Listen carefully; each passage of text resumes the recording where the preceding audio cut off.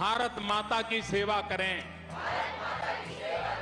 हमसे निकलेगी स्वच्छता की एक नदी, चल चल चल चल कल कल कल कल एक धुली सी जिंदगी।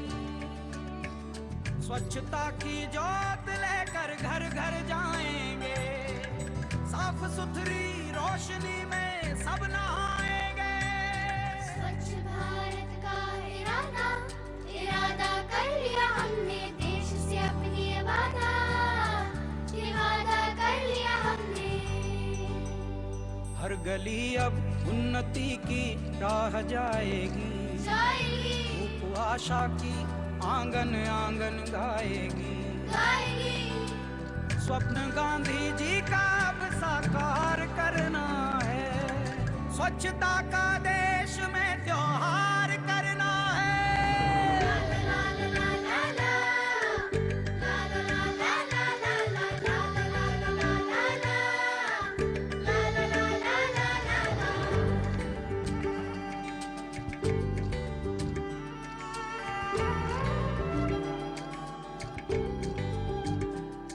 खुद से ही करनी होगी शुरुआत, बनाएं स्वच्छ भारत साथ साथ। एक पवित्र सी हवा बहेगी, उज्जवल उज्जवल हो भारत, कोना कोना निर्मल होगा, विश्व कहेगा जय भारत। जाग उठेंगे भाग्य हमारे, स्वच्छ बनेगा ये भारत।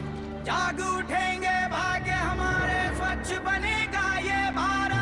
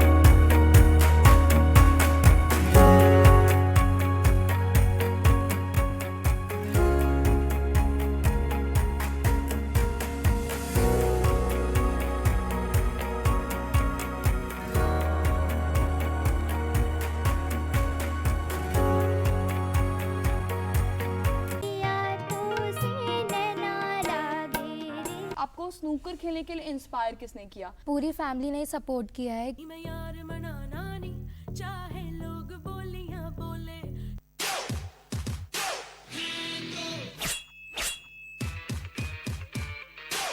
मेरा भी पापा ने हमें बताया इस गेम के बारे में। बिटिया तुम्हारा नाम क्या है? तो मैंने उन्हें बताया, सुहासिनी नंदन बेलवलकर। एक भारत श्रेष्ठ भारत।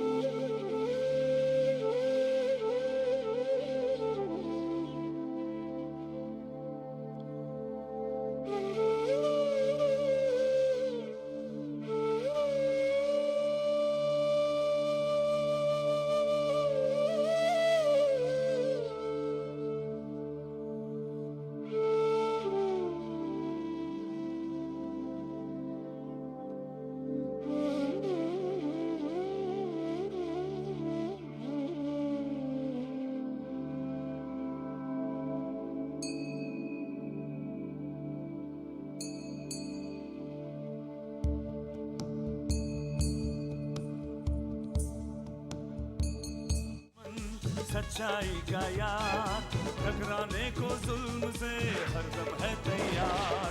बिजली है, तूफान है, फौलाद है, चट्टान है, करता नहीं कभी जो जालिमों को माफ।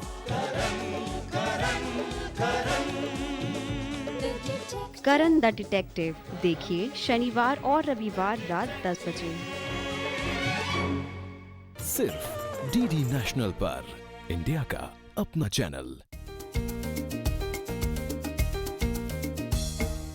खट्टी मीठी नोक झोंक इनके जीवन का हिस्सा, आज हो कल या परसों, आज हो कल या परसों, ये कभी खत्म न होगा किस्सा। कभी सास कभी बहू, कभी सास कभी बहू, है प्यार में भी तकरार, अजब ये रिश्ता मैं क्या कहूँ। कभी सास कभी बहू, कभी सास कभी बहू देखिए मंगलवार से शुक्रवार रात 9:30 बजे सिर्फ डीडी नेशनल पर, इंडिया का अपना चैनल। जब आसमानों की ख्वाहिश होने लगे, इंसानियत अपनी आदत खोने लगे, अब हार किसको मिले और जीत किसको मिले, बस वक्त के हाथ में है फैसला। कश्मकश जिंदगी की देखिए सोमवार से शुक्रवार दोपहर 12 बजे सिर्फ डीडी नेशनल पर, इंडिया का अपना चैनल। कभी मैं बंद मुट्ठी, कभी मैं खुली हथेली, कभी मैं सुलझी सुलझी, कभी मैं कोई पहेली, रेशम की डोर को लोहे सा कर सकती हूँ, ओस की बूंद को रेत सा भर सकती हूँ। मैं ये भी, मैं वो भी।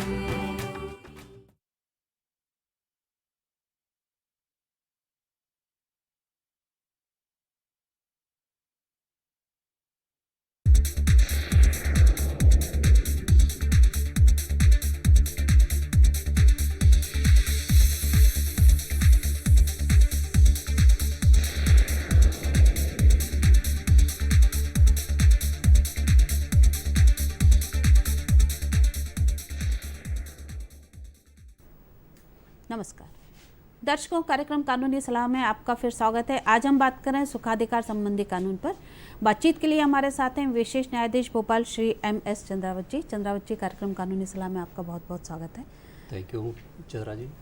दर्शकों, जैसा कि हमारा आज का विषय है सुखाधिकार, हम आपको खासतौर से बता दें कि आज हम सुखाधिकार के साथ विरोधी आधिपत्य पर भी चर्चा करेंगे, क्योंकि ये दोनों काफ़ी एक दूसरे से जुड़े हुए विषय हैं, तो हम दोनों ही विषय पर चर्चा करेंगे। सुखाधिकार क्या होता है, विरोधी आधिपत्य क्या होता है, और ये कब किन स्थितियों में किसी व्यक्ति को मिलता है, किसकी संपत्ति पर मिलता है, और इसको कैसे प्राप्त किया जा सकता है। आज हम इसी पर चर्चा करेंगे। कार्यक्रम शुरू करने से पहले हम आपको बता दें कि हमारा ये कार्यक्रम लाइव फोन इन कार्यक्रम है, और इसके माध्यम से आप सीधे हमसे जुड़कर सवाल कर सकते हैं। हमारा टोल फ्री नंबर है 1800-233-0040। दूसरा नंबर है 0755-266-0049। टेलीफोन नंबर एक बार फिर नोट कर लें, 1800-233-0040, 0755-266-0049। आइए कार्यक्रम शुरू करते हैं। चंद्रावत जी, आपसे जानना चाहेंगे कि ये सुखाधिकार संबंधी जो कानून है वो क्या है। सुखाधिकार अधिनियम 1882 के अंतर्गत इस अधिकार को परिभाषित किया गया है जी। जैसा कि 1882 में ही संपत्ति से संबंधित कई कानून लाए गए थे जी, और ये भी जो है संपत्ति अंतरण अधिनियम का ही एक भाग की तरह से है। उसी साल इसको भी जो है अधिनियमित किया गया था जी। और इस अधिनियम के धारा 4 के अनुसार जो है ये वो अधिकार है जो कि कोई व्यक्ति अपनी भूमि के लाभदायी उपयोग के लिए जी, अगर पड़ोसी की किसी दूसरे व्यक्ति के स्वामित्व की भूमि के ऊपर किसी अधिकार का प्रयोग करता है तो उस अधिकार को सुखाधिकार कहा जाता है। अंग्रेजी में उसको इजमेंट कहा जाता है जी। सर, आपने बताया कि कोई व्यक्ति किसी दूसरे की संपत्ति पर ये अधिकार प्राप्त करता है अपने लाभ के लिए, तो इसको सुखाधिकार कहते हैं। अब सवाल ये उठता है कि सुखाधिकार किसकी संपत्ति पर और कैसे प्राप्त किया जा सकता है? क्योंकि आप इस तरह के केसेस डील करते रहे हैं, तो हम आपका अनुभव भी जानना चाहेंगे कि किस तरह का मामला आपके सामने आया था। ये जैसा कि इसकी परिभाषा से ही स्पष्ट है, धारा 4 में कहा गया कि ये दूसरे की संपत्ति पर होता है जी। इसलिए कोई व्यक्ति अपनी खुद की संपत्ति के ऊपर सुखाधिकार का दावा न तो करेगा न करने का मौका आएगा जी। इसलिए सुखाधिकार जो है हमेशा वो दूसरे की भूमि पर ही होता है जी। और जैसा कि मेरा अनुभव रहा है, मेरी करीब 29 साल की जुडिशल सर्विस का मेरा लंबा अनुभव रहा है जी। लेकिन जैसा अपन जानते हैं, ये कई सालों से कहा जा रहा है कि हिंदुस्तान में कई कानून डेड हो चुके हैं जी।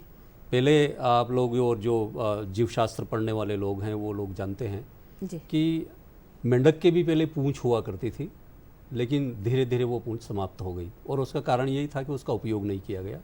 हिंदुस्तान में भी ऐसे बहुत सारे कानून हैं और जैसे कि अभी प्रेजेंट में सरकार ने ये एक मुहिम शुरू की है कि ऐसे डेड कानून को समाप्त किया जाए जी। इस कानून की भी लगभग स्थिति वैसी ही है। अभी तक मेरे 29 साल के करियर में मुझे केवल 2 मुकदमे डील करने का मौका मिला जो कि सुखाधिकार से संबंधित थे जी। जैसा कि इसकी डेफिनेशन में मैंने अभी आपको बताया जी। कि ये अपनी भूमि के लाभदायी उपयोग के लिए दूसरे की भूमि के ऊपर प्रवृत्त होने वाला कोई अधिकार है। बिल्कुल। तो जनरली ऐसी बातें पहले खास तौर से रूरल एरियाज़ में बहुत ज़्यादा इनकी ज़रूरत पड़ती है जी। जैसे किसी आदमी ने कोई एक खेत खरीदा लेकिन उसमें आने जाने का कोई रास्ता नहीं है जी। पहले तो बहुत सारे डिफाइंड रास्ते हुआ करते थे जी। और बाद में जब बंदोबस्त हुए तब भी रास्ते उसमें डिफाइन किए गए, लेकिन कई ऐसी जगह हैं जहाँ पर कि रास्ते डिफाइंड नहीं थे और वो लोग रास्ते का उपयोग वहाँ आने जाने के लिए करते रहे जी। लेकिन जो उसके स्वामित्व की भूमि थी उसके पहले और कुछ भूमियाँ अगर आ रही हैं तो उन भूमियों में से होने को जाने का उसका रास्ता है जी। तो उस रास्ते को जो है वो सुखाधिकार कहा जाता है।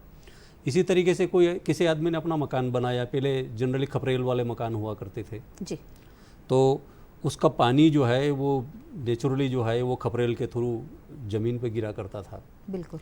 यदि किसी व्यक्ति ने ऐसा मकान बनाया है कि उसने अपनी पूरी सीमा को कवर कर लिया है तो पानी नेचुरली प्राकृतिक रूप से किसी दूसरे की भूमि में गिरेगा। ठीक बात। और यदि दूसरा व्यक्ति उसके ऊपर जो है अगर 15 साल तक कोई आपत्ति न करे जी तो वो धारा 15 के अंतर्गत जो है वो प्रिस्क्रिप्शन के आधार पर, चिरभोग के आधार पर, लगातार उपयोग करने के कारण, समय अब बीतने के कारण, कोई आपत्ति नहीं करने के कारण वो सुखाधिकार में परिवर्तित हो जाता है। तो ऐसा दावा मुझे एक जो है बहुत पहले, जब करीब मुझे लगता है 20 साल पहले एक दावा डील करने का मौका मिला था जिसमें एक व्यक्ति का इसी प्रकार का उसका दावा था कि मैं इस ज़मीन पर जो है मेरी छत का पानी इतने सालों से गिरता रहा है जी। लेकिन अब प्रतिवादी के द्वारा मुझे रोका जा रहा है तो अब वो नहीं रोक सकता जी। तो जैसा कि आप जानते होंगे कोई भी कानून जो है वो अयुक्तियुक्त नहीं हो सकता है। बिल्कुल। कोई भी कानून जो है किसी आदमी को दूसरे के साथ में प्रताड़ना करने का, उसे परेशान करने की अनुमति नहीं दे सकता। बिल्कुल ठीक बात है। लेकिन क्या है कि ये इसको कहा जाता था आवश्यकता का सुखाधिकार जी। कि उस समय कोई रोक नहीं लगाई गई और उस समय ऐसी कोई परिस्थिति भी नहीं थी कि कोई रोक लगाता, तो उस आदमी ने अपनी छत को इस ढंग से बनाया है कि पड़ोसी की ज़मीन में पानी गिरे जी। और 15 साल तक वो लगातार गिरता रहा तो उसका राइट वो परफेक्ट हो गया वहाँ पर। अब 15 साल के बाद में अब प्रतिवादी उसे रोक नहीं सकता। वो दावा मेरे सामने चला था उस समय जी। और वादी उसको साबित करने में सफल रहा तो नेचुरली उसके पक्ष में जजमेंट हुआ था कि वो अब निरंतर अपना उस छत से उस ढंग से पानी गिराता रहे जी। तो ऐसा एक और दावा था जो दूसरा नाली का था कि अगर किसी आदमी के घर में से पानी, बरसात का पानी, उसके यूज़ का पानी अगर किसी नाली से बहकर जाता है जी और वो सुखाधिकार में परिवर्तित हो जाता है तो अब फिर प्रतिवादी को ये अधिकार नहीं कि वो उसको रोक दे। और ये बहुत जस्टिफाइड और जिसको कि साम्या हिंदी में और अंग्रेजी में इक्विटी कहा जाता है जी कि ये इक्विटी का सिद्धांत है कि कोई आदमी को इस परिस्थिति में नहीं डाला जा सकता कि वो अपनी संपत्ति का भी उपयोग न कर सके। लाभदायी उपयोग के लिए जरूरी है कि उसका घर का पानी बह के बाहर जाए। बिल्कुल। और यदि उसका रास्ता किसी पड़ोसी की भूमि में से बनता है तो भी वो जरूरी है उसके लिए। जी, बहुत अच्छे शब्दों में आपने। यदि और थोड़ा मैं जोड़ना चाहूँगा चित्रा जी, हम चर्चा करेंगे अभी वक्त एक ब्रेक का, हम वापस इस सवाल पे आएंगे। दर्शकों, हम आपको बता दें कि अभी वक्त है एक छोटे से ब्रेक का। ब्रेक के बाद हम चर्चा पे वापस आएंगे। लेते एक छोटा सा ब्रेक। नमस्कार मैडम। जी हम 10। वही जो बच्चों को देते हैं बड़ा काश। सोचा आपको बता दें कि हम फिर मिलने आ रहे हैं आपके बच्चे से। उसकी तबीयत बिगाड़ेंगे। दस्त ऐसे दस्तक देकर नहीं आते, तो दस्त के लिए तैयार रहना। घर में ORS और जिंक है ना? दस्त की इलाज में देरी हुई तो शरीर में पानी और पोषण की कमी जानलेवा हो सकती है। इसलिए दस्त शुरू होते ही ORS और जिंक शुरू करें। दस्त के लिए तैयार रहना। घर में ORS और जिंक है ना? पापा ये क्या कर रहे हैं? मेरा बिल पे कर रहा हूँ। आपने टोटल के नीचे वाला कॉलम चेक किया? वो सर्विस चार्जेस हैं। पापा ये लोगों की गलतफहमी है कि ये कोई सरकारी टैक्स है। समझा नहीं? पापा सर्विस चार्जेस पे करने के लिए आपको कोई फोर्स नहीं कर सकता। ये अनफेयर ट्रेड प्रैक्टिस है। क्या? अगर आप भी ऐसी अनफेयर ट्रेड प्रैक्टिस के शिकार होते हैं तो आप कंज्यूमर फोरम में शिकायत कर सकते हैं। जागो ग्राहक जागो।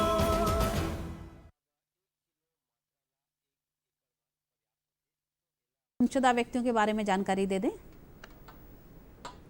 ये तस्वीर जो आप देख रहे हैं, ये बबीता, उम्र 17 साल, हुलिया, कद 5 फीट, रंग गया हुआ, चेहरा लंबा, इकरा बदन, सलवार सूट पहने और जिला भोपाल से लापता हैं। ये तस्वीर जो आप देख रहे हैं, ये नीतू राठौर, उम्र 27 साल, कद 5 फीट 5 इंच, रंग गोरा, चेहरा गोल, बदन इकहरा और ये न्यूली मैरिड हैं, नई दुल्हन है, साड़ी ब्लाउज पहने हैं और भोपाल से लापता हैं। इनके बारे में यदि आपको कोई भी जानकारी मिले तो आप इस पते पर सूचित करें। कार्यालय उप पुलिस अधीक्षक, जिला अपराध शाखा, MP नगर भोपाल। Phone number 0755-244-3212।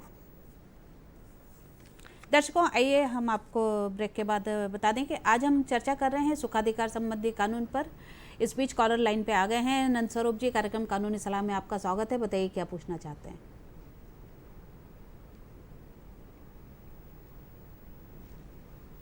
नंद स्वरूप जी बताइए क्या पूछना चाहते हैं। आपको हमारी आवाज़ सुनाई दे रही है?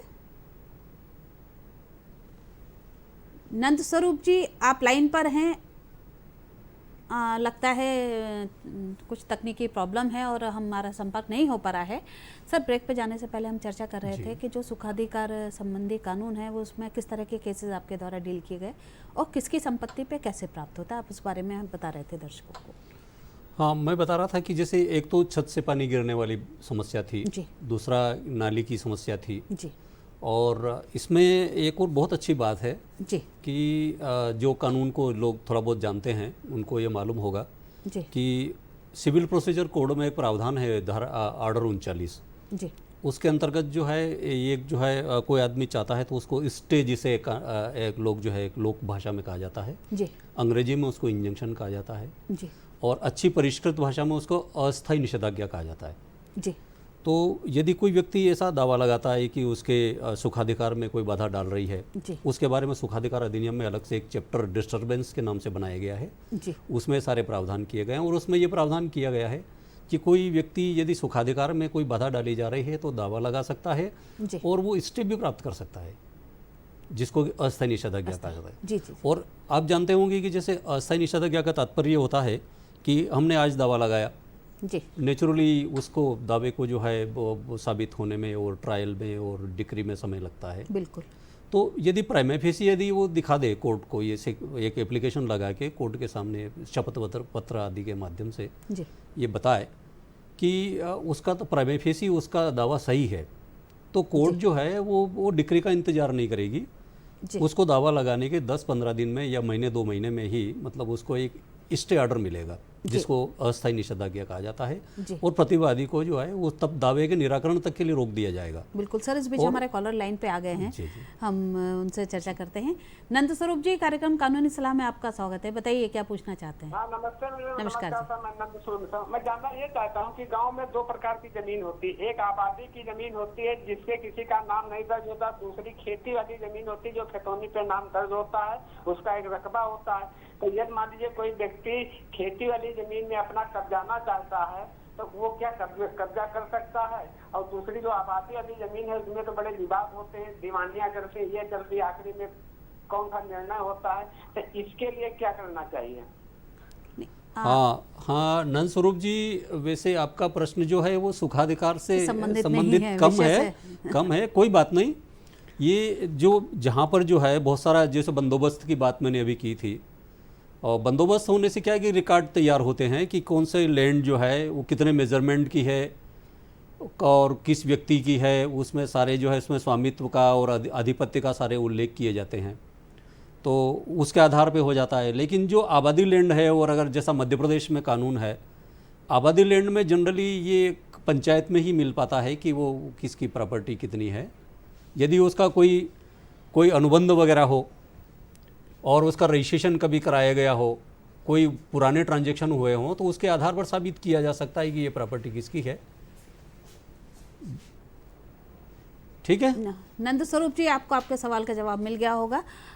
सर, हम चर्चा कर रहे थे, आप बता रहे थे कि जो दूसरे की भूमि पे किस तरह से मैं स्टे के बारे में बता रहा था आपको। तो जो सीपीसी में जो प्रावधान किए गए हैं, जनरली जो दूसरी संपत्तियां जो होती है जिसके बारे में लोग जनरली सिविल वादों में स्टे प्राप्त करते रहते हैं, कानून ने सुखाधिकार अधिनियम के अंतर्गत की स्टे को प्रोविजन को एक कदम और आगे रखा है जी।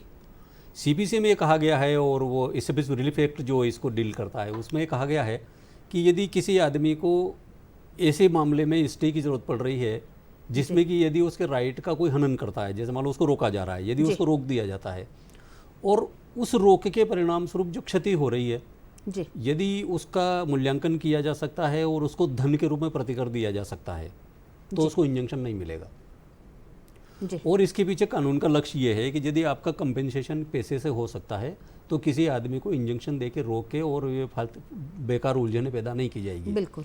आपका दावा सिद्ध होने पर 10 साल 15 साल या साल 2 साल जो भी लगे, आपका दावा सिद्ध होने पर आप प्रतिकर ले सकते हैं जी।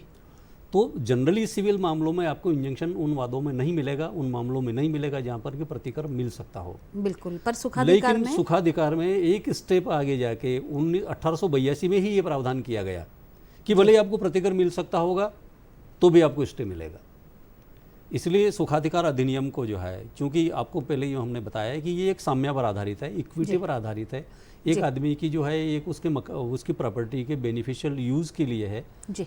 कोई व्यक्ति बहुत सालों से या तो उसको रोकता नहीं रहा है, 15 साल तक परफेक्शन उसका हो गया है, या दूसरा जो उसका अर्जित करने का तरीका है कि कॉन्ट्रैक्ट से हो सकता है, एग्रीमेंट से हो सकता है। तो आप जब पहली बार सहमत हो गए थे जी कि आप इस प्रकार की कोई बाधा नहीं करेंगे, ऐसी सुविधा उसको देंगे, और आप फिर भी आप उसको रोकने जा रहे हैं जी। तो जनरल सिविल लिटिगेशन से एक कदम आगे बढ़कर इसमें इंजंक्शन दिया जाता है। बिल्कुल। ये इस कानून को बहुत ही विशेष प्रावधान इसमें किए गए हैं आम आदमी को ध्यान में रखकर। हम बात कर रहे हैं सुखाधिकार की, तो यदि कोई सी व्यक्ति का किसी की संपत्ति पर सुखाधिकार है और उसको उसका उपयोग करने से वंचित किया जाता है। सर, इस बीच एक कॉलर लाइन पे आ गए हैं, परवेश जी, हम उनका सवाल लेते हैं। परवेश जी, कार्यक्रम कानूनी सलाह में आपका स्वागत है, बताइए क्या पूछना चाहते हैं। जी धन्यवाद मैडम जी, स्वागत जी। मेरा नाम प्रवेश तिवारी है, मैं गाडावाड़ा के पास एक ग्राम बांसकड़ा सालपुर में रहता हूँ जी।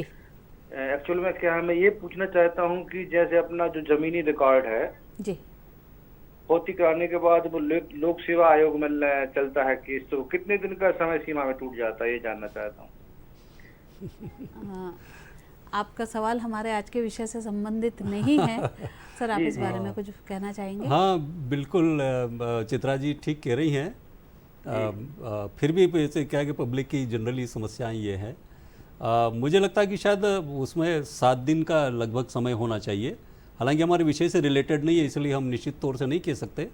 अच्छा। हाँ, लेकिन आप उसको नेट पे सर्च कर सकते हैं। जो मध्य प्रदेश सरकार ने जो है गारंटीड सेवाएं शुरू की हैं, लोक सेवाएं, ठीक है, उसमें आपको ये मिल जाएगा।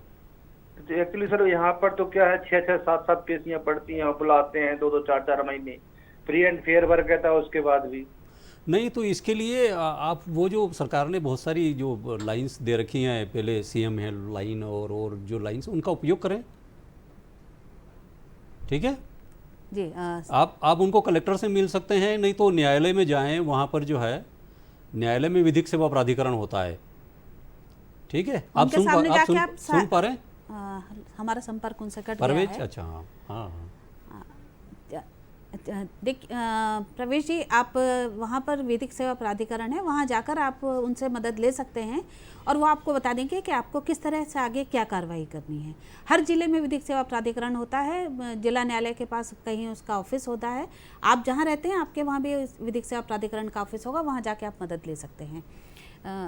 चंद्रावत जी, हम बात कर रहे थे कि किसी दूसरे की संपत्ति पे यदि वो सुखाधिकार प्राप्त है और उसको नहीं करने दिया जा रहा है, तो ऐसे में सामने वाले के पास क्या रेमेडी है? हाँ, वही चित्रा जी मैं आपको बता रहा था कि सिविल सूट ला सकता है वो जी, और सिविल सूट लाने के बाद में ही उसको अगर त्वरित, जनरली ये मैटर ही ऐसा है जैसे कि वो बेनिफिशियल यूज़ के लिए है और अपनी प्रॉपर्टी का, और खास तौर से प्रॉपर्टी में वो क्या है, भूमि है और उसका उपयोग नहीं कर पा रहा है, वो बेनिफिशियल यूज़ से वो रोका जा रहा है, तो सिविल सूट लगा के और स्टे प्राप्त करके उसको तत्काल रेमेडी मिल सकती है। जी, इसमें ये प्रावधान ही किया गया है कि वो उसको इंजेक्शन भी उसको मिल सकता है और दूसरे सिविल दवादों से आगे जाकर मिल सकता है। सर, सुखाधिकार की बात हम कर रहे हैं तो एक सवाल ये उठता है, अभी तक हम चर्चा कर रहे हैं कि दूसरे की संपत्ति पर सुखाधिकार, तो अब ये सवाल है कि सुखाधिकार के प्रकार कितने होते हैं? सुखाधिकार के प्रकार उसके उपयोग के आधार पर तय होते हैं। इसकी सुखाधिकार अधिनियम की धारा 5 और 6 में उसके बारे में प्रावधान किया गया है जी। तो ये उसके उपयोग के आधार पर सतत और असतत दो प्रकार हो जाते हैं जी। दूसरे स्थायी और अस्थायी हो जाता है जी। तीसरा और उपयोग इसका हो जाता है सशर्त होता है जी। तो स्थायी होता है, अस्थायी होता है, इस प्रकार से कुल मिला के 7 बहुत बाने हुए इसके प्रकार हैं जी।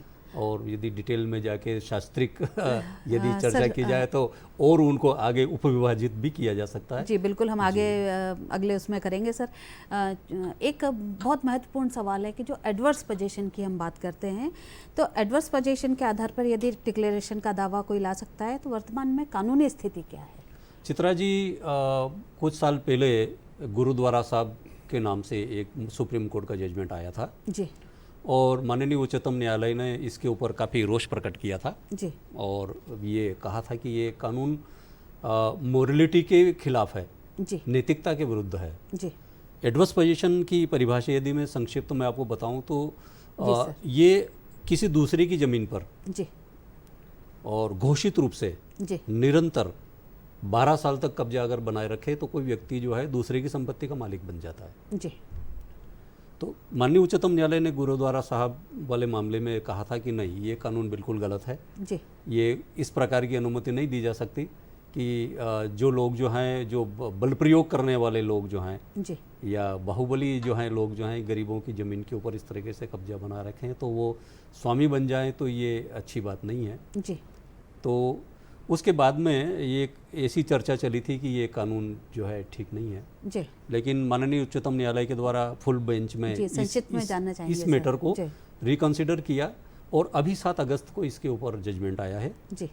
उसमें जो है माननीय उच्चतम न्यायालय की फुल बेंच ने इसको काफ़ी डिटेल में डिस्कस किया और उन्होंने कहा कि नहीं, ये धारा 27 लिमिटेशन एक्ट, जिसमें कि ये कहा गया है कि रेमेडी के लिए जो है समय का किस प्रकार से वो उपयोग किया जाएगा जी। दूसरी चीज़ ये है कि धारा 65 आर्टिकल 65 जी सर, समय का अभाव है, हमें जी आर्टिकल 65 में कहा गया कि 12 वर्ष के भीतर अगर दावा नहीं लगाया गया जी, और दूसरा व्यक्ति जिसका कि उस प्रॉपर्टी के ऊपर कब्जा है, यदि वो जो है उसका वो निरंतर कब्जा बना रहता है जी, तो फिर वो कब्जा वापस नहीं ले सकता जी। बिल्कुल, बहुत बहुत धन्यवाद सर। समय का अभाव है, हमें यही विराम देना होगा। दर्शकों, जैसा कि आज की चर्चा में हमने देखा कि सुखाधिकार जो है कानून, वो एक ऐसा कानून है जो दूसरे की संपत्ति पर प्राप्त होता है। विरोधी आधिपत्य भी इसी से मिलता जुलता कानून है, जो कि दूसरे की संपत्ति पर आप अपना कब्जा करते हैं। हमें उम्मीद है कि आज के कार्यक्रम से आपको बहुत सारी जानकारी मिली होगी और आप इसका उपयोग कर पाएंगे। अगले अंक में फिर एक नए विषय के साथ आपके सामने उपस्थित होंगे। तब तक के लिए आके दीजिए, नमस्कार।